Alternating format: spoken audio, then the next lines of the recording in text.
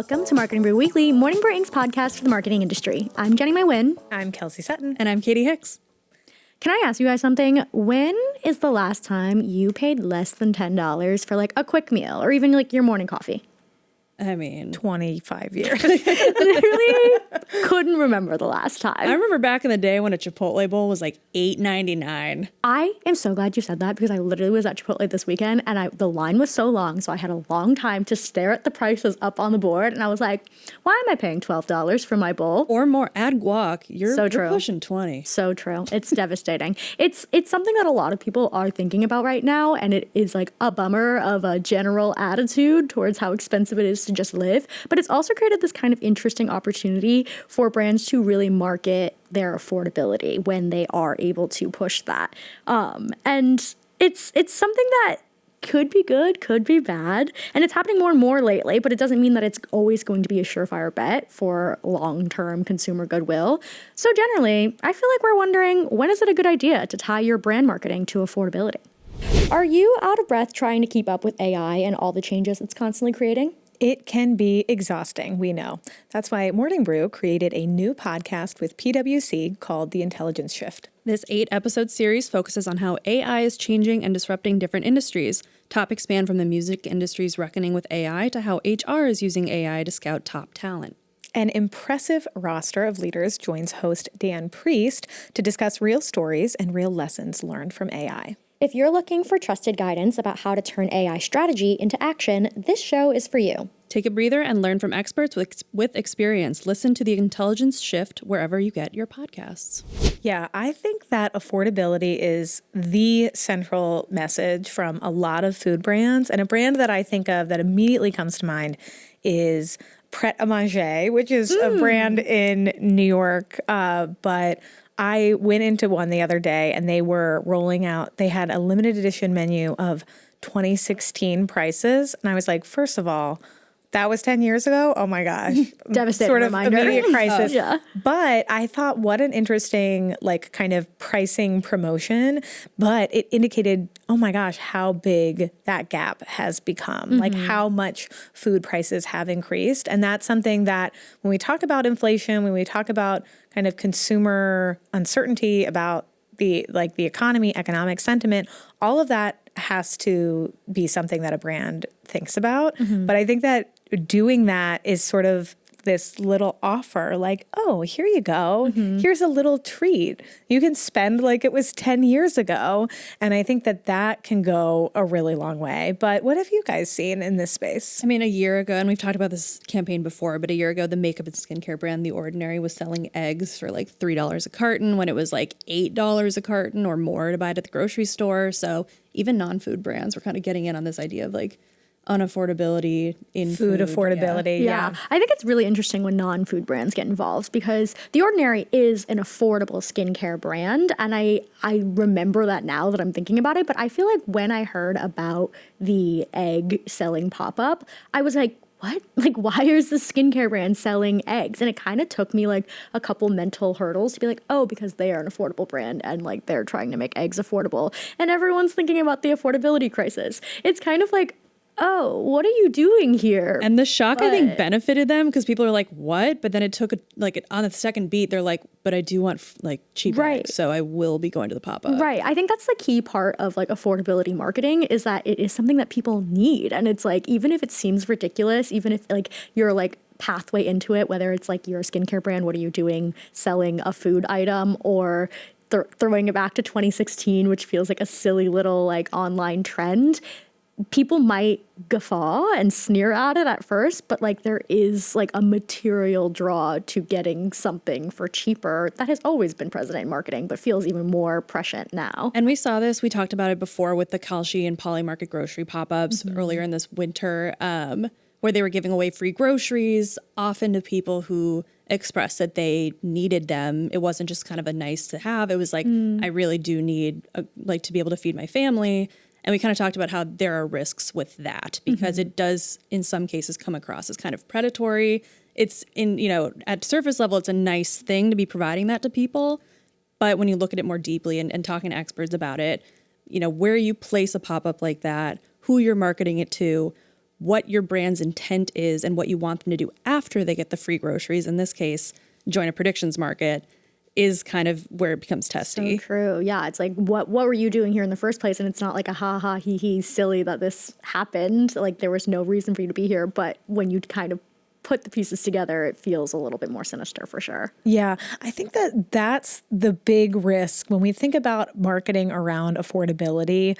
The risk is that it is not feel genuine, or that somebody gets this sense of malintent.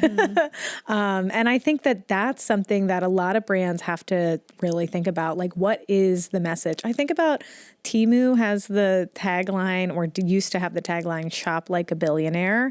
And I think that, you know, it's a brand that's really trying to build a presence in the U.S. And I think it has had some challenges now with tariffs, et cetera. But that whole thing was like, you can buy something for 20 cents on this platform, like just unbelievably low prices. Of course, the quality is going to match those prices. But that, to me, like, it's sort of, again, indicating this financial pressure that people are under, and they don't want to be under it, right? But it doesn't always come across as like goodwill. You know, it can feel a little bit, you know, targeted in a way that it maybe is almost sinister. And I felt that way with the Culshi and Poly Market free grocery giveaways. Those are not permanent installations. They were kind of big press, you know, moments, big earned media moments. But, you know, what is the long lasting effect of that? And of course, somebody who most needs free groceries is also has the most to lose on a prediction markets platform, right?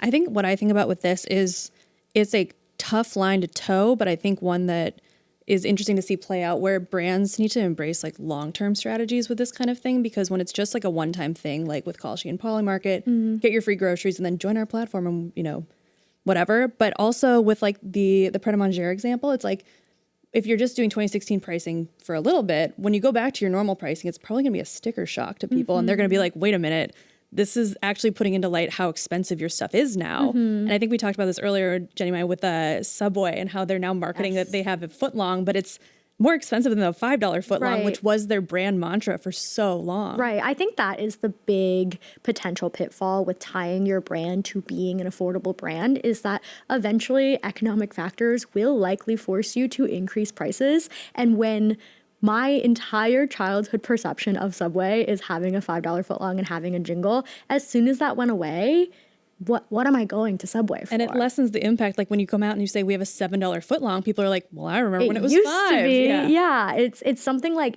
people don't forget, especially if you market it well enough that it sticks in people's brains. And it's kind of like how do you do this right now in a way that people are excited about, people feel grateful for, people are like, this is something I actually genuinely need, but factors will change, and people will hopefully change along with you and are able to spend along with you. But the reality is a lot of people are not. So how do you kind of do both, or do one now and then switch your messaging a little bit later on? It kind of creates a dynamic where the brand is competing against itself or its past self, where like in that instance, people are saying, oh yeah, I mean, like going back to the Chipotle example, like they might be running promos right now, but people still are like, yeah, but I remember when the bowls were under $10. Like it doesn't feel as impactful nowadays. And I think one strategy that I think is doing really well right now is kind of doing like a relative to your competitor kind of marketing strategy. And we're seeing this with Chili's, which is doing really great quarter over quarter. They're seeing so much profit and reaching young people and getting people to come into their restaurants because they've pared down their menu.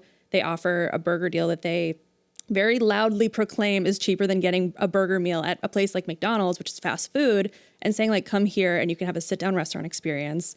We have your triple dippers, we have your whatever, you know, promo that they're running. And you can get, you know, all of that for like $15 or something. Yeah, I think that one's particularly interesting because it's not just like the pricing of their food item, but they're also reminding people of the experience that they can have in a Chili's restaurant. So it's kind of like you're not tying your entire brand identity to just how affordable this one particular item is, but it's like, oh, we can give you something affordable right now, which is something that people want. But also while you're here, it's to sit down. It's like a fun like place to be. It's a place you can take your family. It's kind of emphasizing a lot of things alongside the affordability. That's not just like a $5 footlong. This is what you come here for. Yeah. And I think it's really interesting that it's kind of targeting it's what Chili's views as potential competition, saying, we are cheaper than this, we are cheaper than, and I think doing that is such a smart way because you don't control your competitors' prices, But you control yours. but you control yours. You don't compare the competitors' prices, but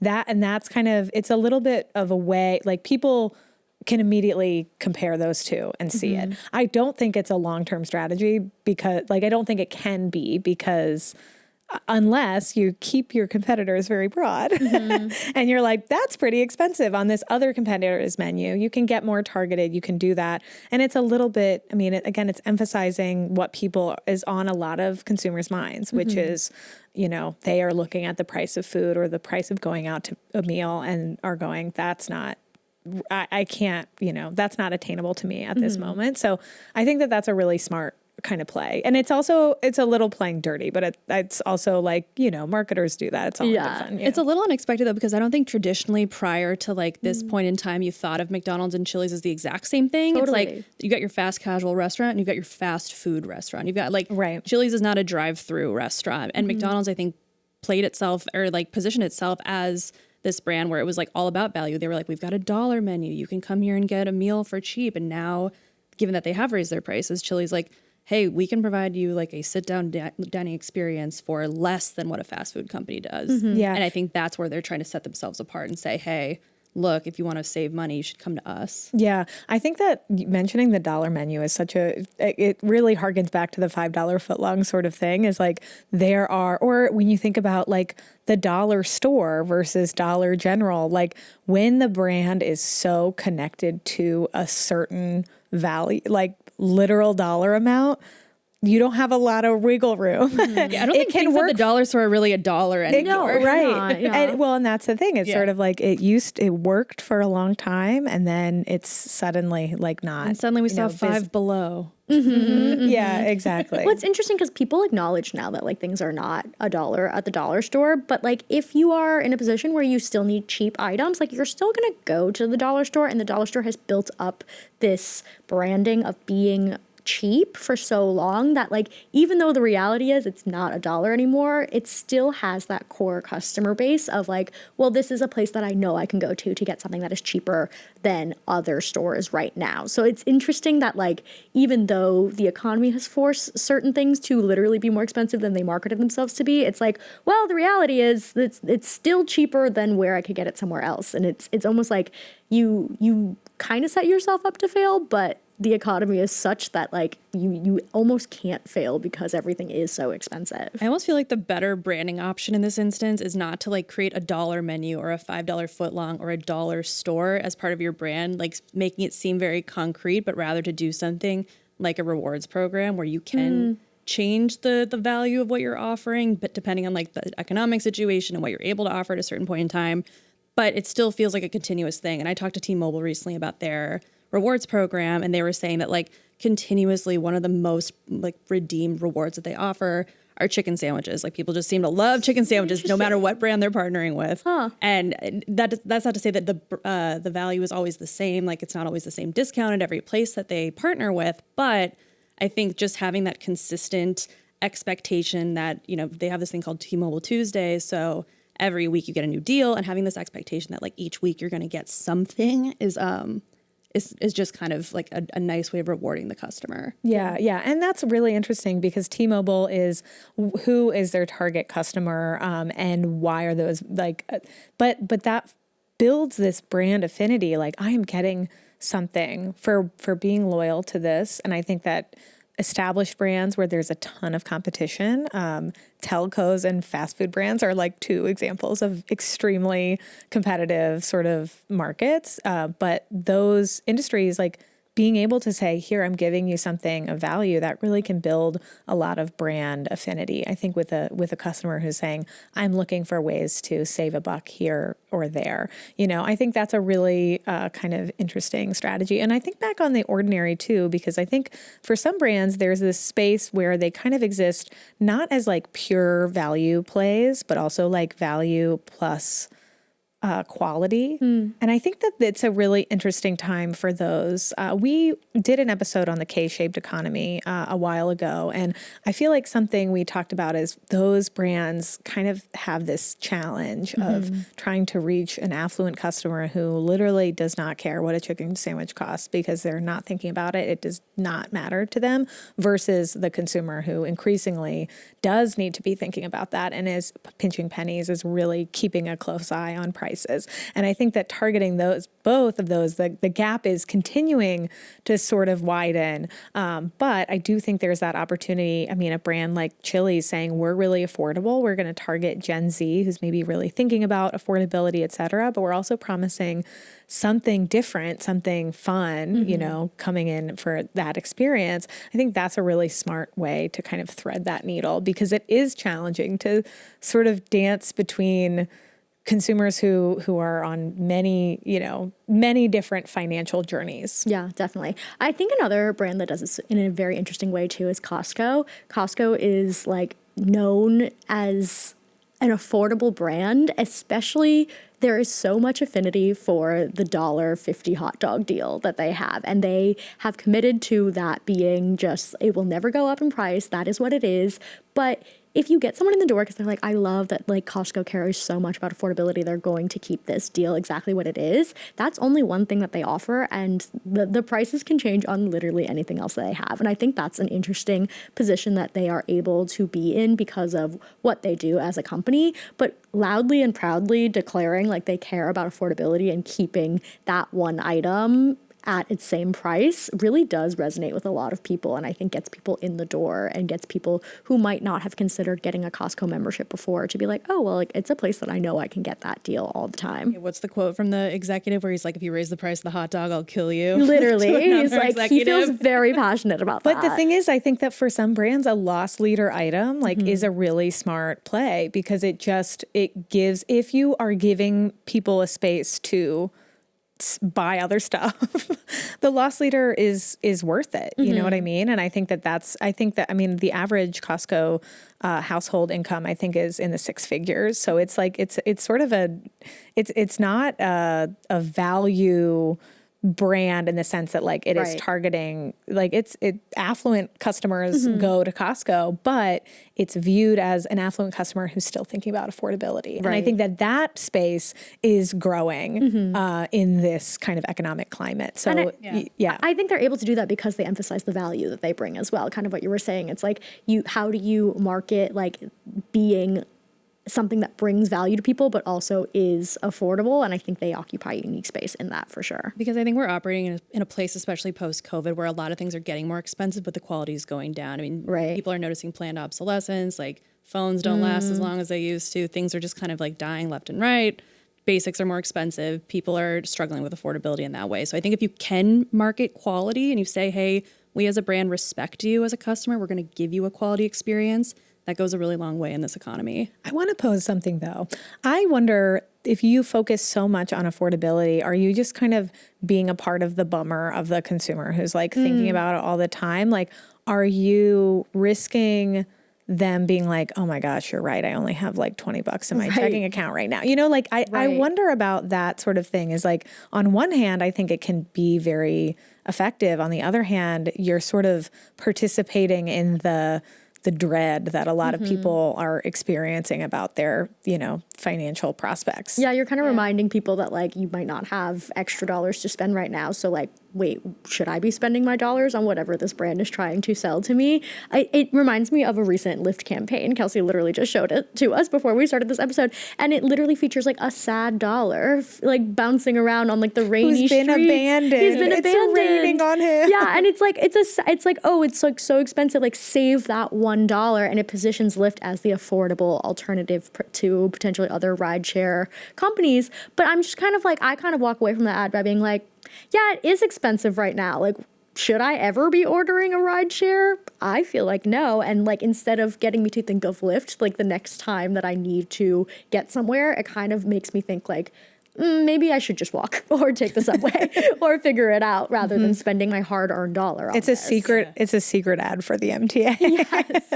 I do think the counterpoint, though, is like to your point about Costco, like even people who have stuff saved are worried about losing their savings. So it's not necessarily a reminder that you don't have any money. It's just kind of like, I think people are just really trying to spend smarter these days because they know things are precarious. And I also think that there's a risk if there's a lot of advertising that is escapism, it's like fun, hee hee ha ha, like, which we love. But I also think that there's a risk for brands that don't want to appear completely out of touch by being like, you should really buy this thing. It's $47 or whatever, and I don't have a product to like make that sound expensive or not. To me, $47, Sounds like a lot. That's a lot of money. $50, that's a deal. No, something with the odd numbers. But anyway, like I think that having that can feel out of touch to somebody who's like, $47? Oh my God. In this economy? No way. So I think that there's, for consumers who are thinking about it all the time,